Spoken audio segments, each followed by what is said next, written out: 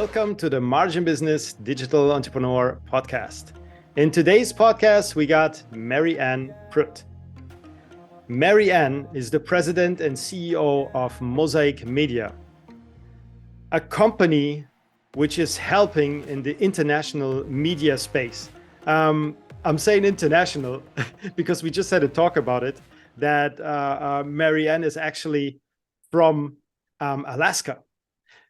Which doesn't mean that she's like in Alaska in a wooden home and has just a satellite internet collection and working out of there. No, it is the home of her choice. She just explained to me, and it's obviously it's a really great place to live where you can bring children up perfectly. I mean, and you can even I checked the location and you can fly in and out very, very easily. So I think it's even better than somewhere in Europe. You can just fly. The radius must be a lot less up there. Well, yeah, it's true. And thanks, Omar, for having me on. And Alaska is way more accessible than people think, especially Anchorage. Anchorage, we are a main hub. A lot of things people don't understand is actually we're one of the largest airport hubs and international airport hubs in the world. Exactly. So a lot of people don't realize that. But yeah, we've been able to build this company. With me living in Alaska and being the international media experts that we've become. We do placement in all 50 states. We do placement in Europe and Dubai. We were just talking about Dubai. We do placement all over the world. And so we love to work with brands and work with companies to help them with their paid media strategies. That sounds so amazing. We're going into this very soon, but I just want to know a little bit more about yourself, because you mentioned the East Coast before. You mentioned a little bit about before moving to Anchorage, and this is as well something very interesting. How you got to a place like Anchorage? Not that I'm saying it's a decision which I don't understand, or because like I said, it's beautiful. It's when I'm just telling you something. I had Joe Reichsfeld on the show. Was my first guest, actually. It's 2.5 years ago, and he's from Arizona. Like Arizona, and when I hear Arizona, I hear Western. I hear the all of this old Western. Tumbleweeds and the cactus. Exactly. And he's really from there with the coyote and all that stuff. He's really from there, So now I have the whole opposite, and Alaska, and I see these beautiful images from pine trees, lakes, half summer, half still cold, but already really nice. So this is what I see when I talk about Alaska. So yeah, just to throw this in quickly. I think enough of the movie. So yeah, no, for sure. And that's exactly, people think, I was saying to you earlier, people think that I go to work on a dog sled and, things like that, right? And the number one question that I get is, do you have grass? And it's like, yes, I have grass. I live in, a town just like anybody else, and Anchorage is a city just like anywhere else. So it's always funny, the questions that you get along those lines. But yeah, so I originally was from New Jersey. My family came here when I was a senior in high school, which I'm sure you can just imagine how thrilled I was to come to Alaska as a senior in high school. And I thought, there's no way I want to, I'm not going to stay here. This is awful. I left for a little bit for college, and then I missed it so much. I was just like, oh, I can't wait to get back. And oh my word, Alaska is just majestic. It's just a wonderful place to be. It is just beautiful. And it's just one of those places. I had a good friend of mine who came up last August, and they live in Virginia. And she goes, the air, it's just clean and perfect, and everything's wonderful, and the fishing, like everything is just wonderful here. So I have the good fortune of being able to live here and run an international company. It's absolutely wonderful, the things that we have available to us in today's world. Great. I really like to hear that, that you appreciate the nature part. Because just it come again another thing in my mind. Yesterday I looked at it. I checked an LinkedIn post, and there was like I think it's a big media company mixed with some interior design company, and they had a like a room where it's 25 square feet, square meters. Sorry, square meters is like 250 square feet. Mhm. So, and they prepared the room like that. They can, you can have even 2 or 3 people sleeping in there, and there's moving beds up and down. And I was looking at it like, what are they doing? Although it looks nice, but what are you doing? Just move outside the city. We're living in the internet age. Please don't like destroy the minds of the youth from nowadays to put them in boxes. Let them breathe. And this is. And there's so many things we can do. I mean, I'm on the road a lot. I travel a lot. I'm, throughout the rest of the country and internationally often. And so that's the key thing but it allows us to where you are in Morocco and I am here in Anchorage, and we're able to do a call and an interview. Exactly, and that is the beauty of today's business world. Exactly. I see exactly the same as well. Then we come as well to the business part concerning the localization, Yes. which is super important as well in your business and my business, because now we go cross-border, now we're going deep. Now we need to understand who we're talking to on the other line. We cannot just go unprepared and talk with somebody from the other side of the world and have no clue what we're talking about, And we need to know that audience well. So in the paid space, especially we are experts in the programmatic media space, which, bidding. And we have a team that does traditional and digital and meta and all the above there. Amazon, we talked about Amazon a little bit before we got on there. But in the programmatic space. So when you're dealing with programmatic targeting, because we can't use social media as a targeting tool anymore. That is not a targeting tool. You can do lookalike audiences, but it's not the targeting tool that it once was. Programmatic's now the targeting tool. And that's where we need to look at what videos and things that we are displaying to our target audience. So what you just said in that localization is, who is my target audience? Who is that persona, that individual that I'm trying to target? I can't just target a demographic anymore. I shouldn't be just targeting a demographic anymore.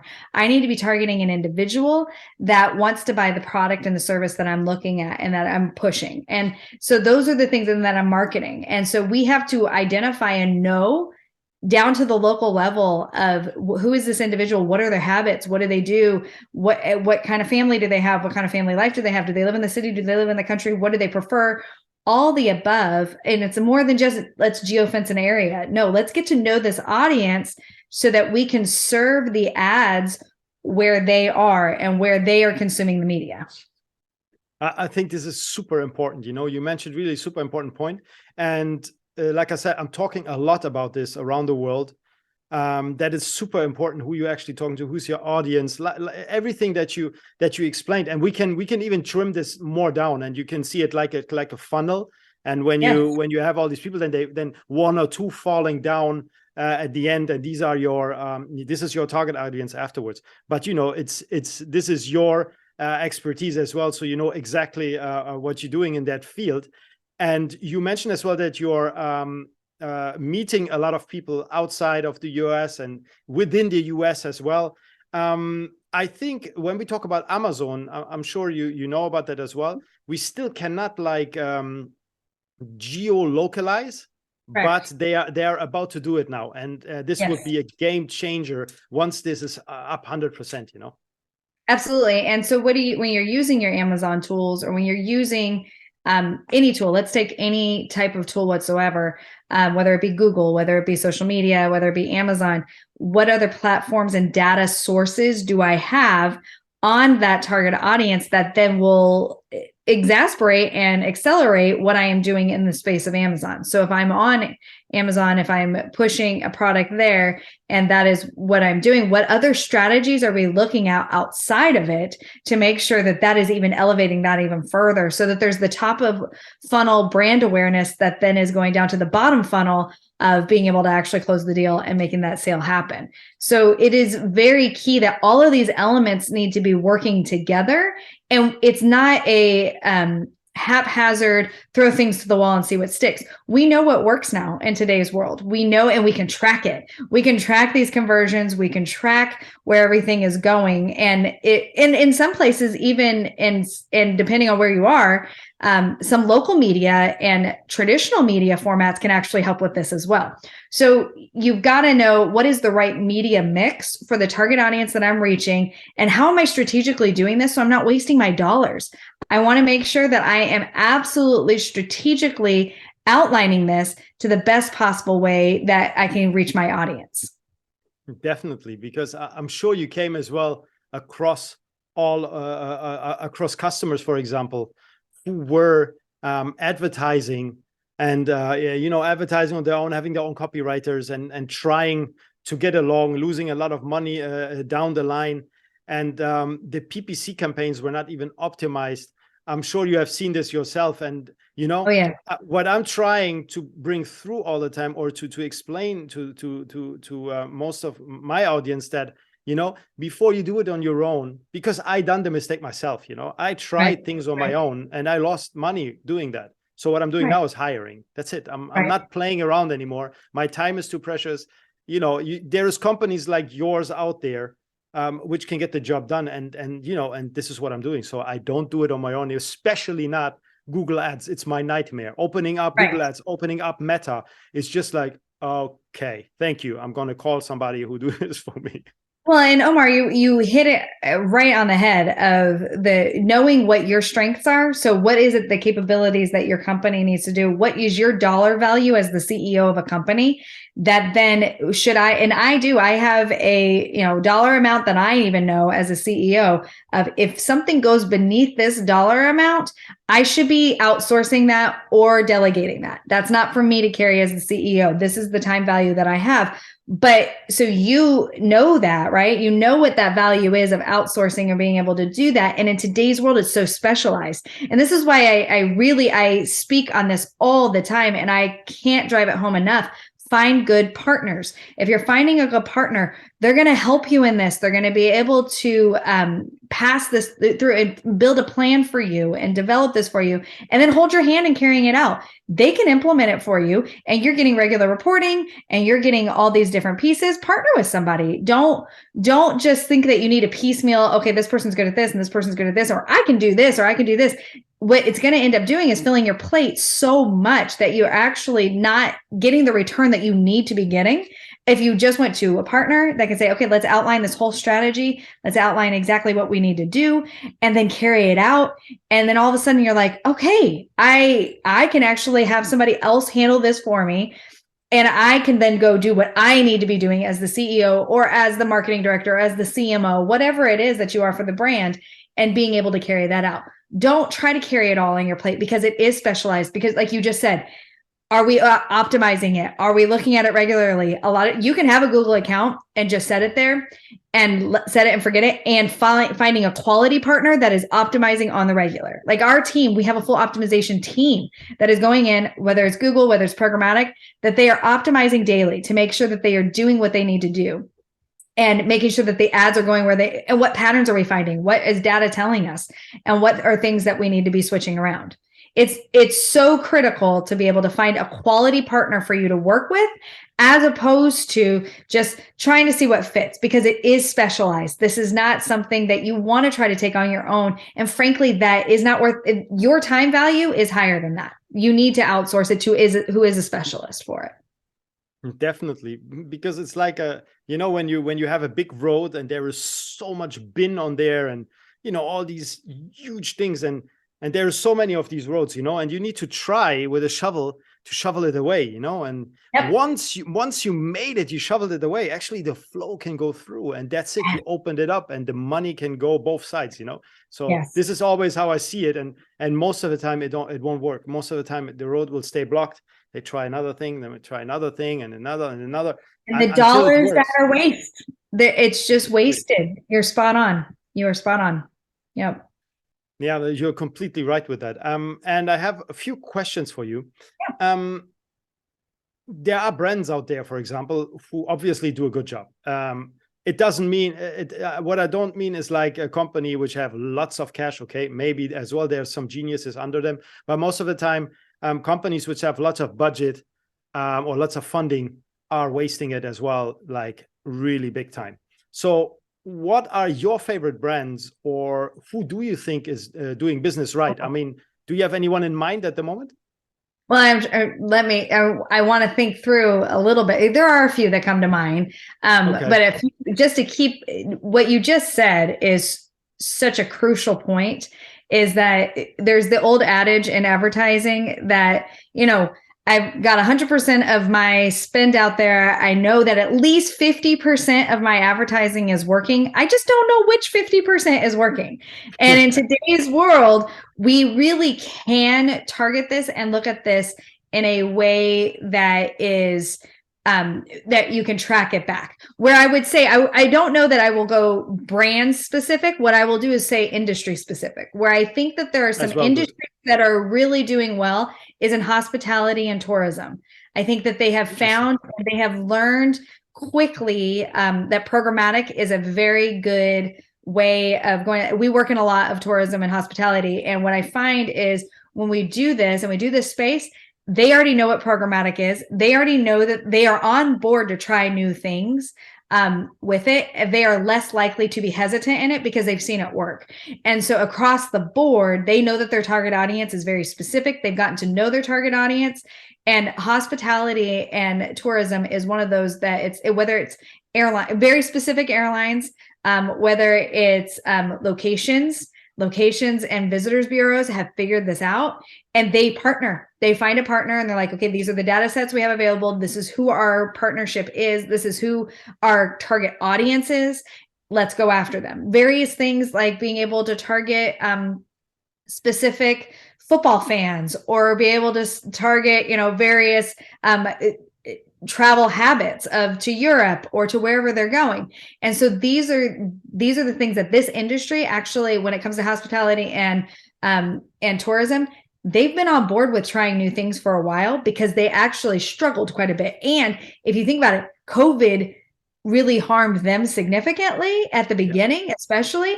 So they had to be creative. They had to think outside of the box, and they had to be okay with, yeah, we'll target this. Yeah, we'll go after that. And so what I find is that they are actually more open-minded to it. They're more open-minded to, yeah, we want to try that out. Let's try it out. It doesn't hurt. And so I think that that industry specifically is just the one that comes top of mind right out of the gate. I think it's a very good example, because especially tourism needed to be very fast in COVID to think how they can change. One of the businesses which got, I think, affected the most, hotel, absolutely, tourism, and all of this. And I think they learned from this very, very much, and now are much faster and very, very quick learners in order to that it won't happen again. So they now put all their 100% online, and partnered with companies like you are 100% sure about that, in order that this will never happen again, because we got all affected by COVID. I mean, I think our companies less than others, but definitely in the beginning. But speaking about that, that it maybe slowed us down, or maybe even got us a push. For us, it gave us a push, COVID. But in the next years, your company or your structure that you're running at the moment, bringing AI as well into the picture, bringing the more international landscape as well in the picture. Where do you see your company going, or where do you want the company to go? What is your plan? Yeah, so we've been using and utilizing AI for a few years now. And I'm a big believer that in the media space, if you're not using AI, you need to find a partner that is. We've already been in this space for a while, and been doing it for quite a bit. And it is something that anybody should be considering and looking at, and making sure that they are adopting this. Don't be scared of AI. So I like to say this often. I remember the age of not even having the internet, right? And being in that mindset. And, I was still young during that time frame, but I remember, in college, them saying, you can't use the internet for resources. You can't use the internet. Like, that's where they were at then. Of course, just within a couple of years of that, then, my younger sister was able to use Google however she wanted to as a resource, various things. We still had to go to a library. And it's fascinating to me because AI feels the same thing. So the government worldwide was using the internet for years, for decades, actually, until WWW, the World Wide Web, became available to everybody. The same thing as in AI, where I like to say, it's been around for a long time, but now it's available to all of us, where we have tools that all of us can use and utilize. So it's a matter of using it ethically and correctly, but also making sure that if you in your space, I often advise businesses, make sure that you're looking at the AI space of how you can be utilizing it to better your company. And for us in the media, we've been doing AI for a long time. So where I see us going, I see us leading in that front. I see us really taking those steps forward of how do we best utilize AI for your media strategies, for overall consumption. You hit something very important, Omar. During COVID, our habits changed. We've had drastic habits change of our consumers and our target audiences. So we have to look and adapt. Okay, all this information that we have, these are long time habits that have developed and taken place. Our media consumption was already high, and it just exacerbated. It just went through the roof and it became a habit because it went through the roof for a long time. So it's something that now our brains are over consuming brands. So targeting is even more important than it's ever been. Making sure that you have that strategy plan, those outlines. So for us as a company, programmatic is 100% where everything is headed. There's some markets that are further ahead than others in that. For us, that's a huge piece of where we'll be. I predict that traditional platforms will be headed towards programmatic and AI as well. We're already kind of playing in that space. So we look at it in that sense. AI is going to play a huge role. AI has already been playing a huge role for us, but I do see us as a company really leading in that. And really, we've leaned in. Anytime there's something new and disrupting, in my opinion, it's a new opportunity. It's exciting. It's something different. And so I lead the team down that path of, okay, this is where we are. So we've been there for a while. So we were excited when all these things about AI started. We're like, yes, everybody else is understanding AI a little bit more. So that's where we definitely see ourselves heading and leading in. I like this reply, and I can see as well, because we are us, like same as your company, we're not the major and big corporate companies. We are small companies which can move a lot faster or change as well our habits a lot faster than a big corporate company. And this is our advantage. And I think in this world where we are right now, it's very dangerous to be a big company because the changes are so fast. So when we hear about AI, people are afraid. We, on the other hand, we love the AI because it's helping us to instead of having another 20 employees, maybe we can, with the help of AI, we can do a few things on our own faster even than hiring. So everyone on his level. Yeah, exactly. Everyone in his level, it doesn't mean that the employees we would have hired don't have a job anymore. No, everyone on his level need to actually leverage the AI and make them work for them. Yes, and absolutely. And it means that we can be better at our jobs, more efficient at our jobs. It allows us so we still have all of the employees watching for optimizations and watching for various things, but we have AI tools that are also using and that we are developing and that we are utilizing within that space to show optimizations. But then we have people that double check the optimizations, double check everything there. So it doesn't mean, in my opinion, it doesn't mean that actually it's eliminating jobs at all. It means that we become better with our jobs. It shows us things and patterns that we're not using. And we can use AI to take this data and to actually help us in interpreting data and various, building a path down that end. We can take it and say, okay, optimization suggestions, how do we do that? And these are all tools that either we've built or that we've partnered with and that we've used. And this then goes back to finding that strong partner, because your partners, your specialty is where your specialty is. Find a partner this is their specialty, and they can help you in utilizing this and how to utilize the AI, how to utilize it for your media planning. You don't have to take the investment. They already have. We've already invested in it. We've already put all the money into it. You don't need to double, stack this and reinvest it yourself. No, find that right partner as a brand to go down that path and to be able to best utilize this for yourself. Being nimble and being able to develop is the way of business and the business future globally. Definitely, because, you as a partner, you know what you're doing. Yes. And then we have as well that what would be your superpower? As a partner, what is your superpower? I know this question came in unexpected, but I'm sure you know. I think, first, I always like to say, give me a crown, give me a cape, and I think I can fix anything. That's just the way. So I always love to be the superhero, right? And I love to come in and fix things.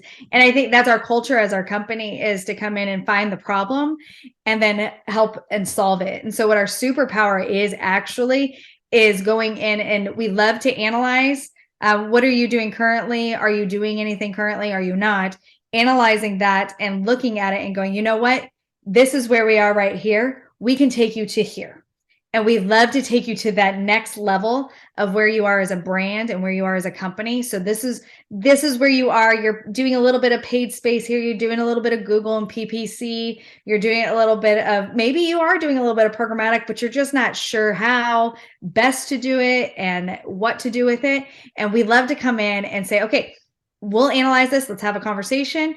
And then from there, let's help you develop that plan that then carries it out. So our superpower is then how do we take you next level? How do we take you to where you need to go to reach the brands that you need to reach, go to the next level to reach those individuals that you want to reach as a brand? Who is that target audience?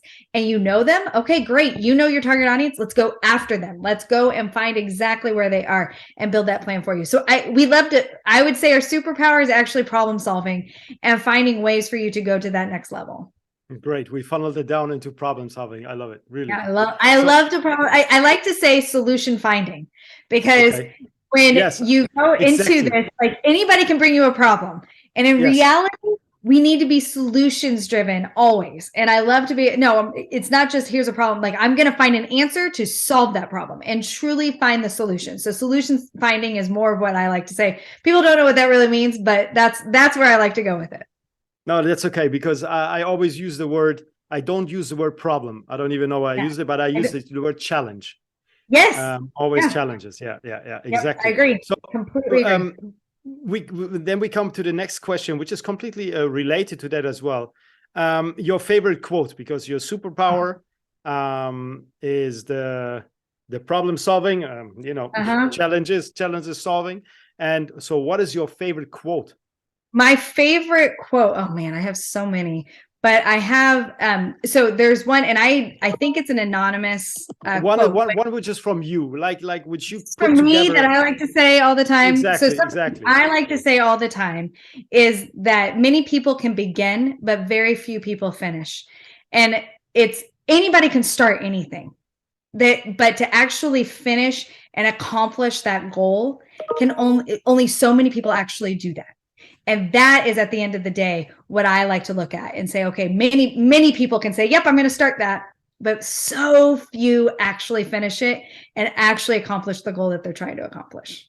Okay. So where can anybody get in contact with you? Yep, for sure. And we really appreciate that. And we love to help people however we possibly can and help brands. So we offer for anybody who's heard me on a podcast or an interview or anything, and if you've heard me on this podcast, to reach out and we will have that conversation and give you an analyzation of where you are and talk through what you're currently doing and provide some options for you. So we offer that for free. So reach out. If you mention this podcast, I will definitely have that first initial conversation with you for free. And then we can build and develop plans for you from there and see if we can help you find a partner, or we can see if we're a good fit as a partner from there. You can reach me and find me on LinkedIn. You can also find me on Twitter at Media Maps, or you can go directly to our website, which is mosaic.agency/contact. That comes directly to my email. Again, mosaic.agency/contact comes directly to my email. And we're happy to help however we possibly can. If you want somebody to just pick our brains about what's going on, where your marketing plan is, where your media plan is, we're here to help. Reach out, have that initial conversation with us. We want to be able to help you however we can. Great. That's amazing. I will put all the links that you just mentioned in the YouTube video, and as well into the video itself, so everyone can see. And if interested, I'm sure interested, because you are not the last station, you are the first station actually, and you're gonna help all the way through, because this is one of the most annoying parts in the business. ads, PPC, the whole thing around. So it's very, very, very important, again, to have somebody from the beginning and to not waste your money on on things you don't really understand. It is a necessity, and it can be difficult unless you find the right partner. It can actually be a fun partnership and a lot of fun going through the journey together. And we like to put the fun back into that necessity. If something that can be painful, we actually like to put the fun back into it and get to know our clients and really truly be that partner for them. It's so important to like what you do, really. I see this every day, and it's really, really nice having this conversation with you, and getting to know more about Alaska and your company and what you're doing and how you can help our customers, and maybe customers who not watch the podcast for the first time. So I'm sure this will reach a lot of people, and let's do this again at some point. Maybe for sure. In a few years, to see where you at with the AI. And thank you so much for your time, Mary Ann. Thank you for having me. Have an amazing day. You too. Thank you.